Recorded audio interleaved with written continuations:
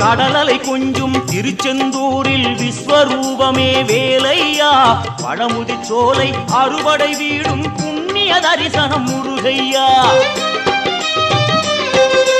திருநீர் அணிந்து வரும் போது நெஞ்சில் நிம்மதி பிறக்குது கந்தையா சுகனே சிவனார் மகனே உன்னை பாட பாட சுகமாகுதையா வேல் முருகா அரோகரா அரோகரா வேல் முருகா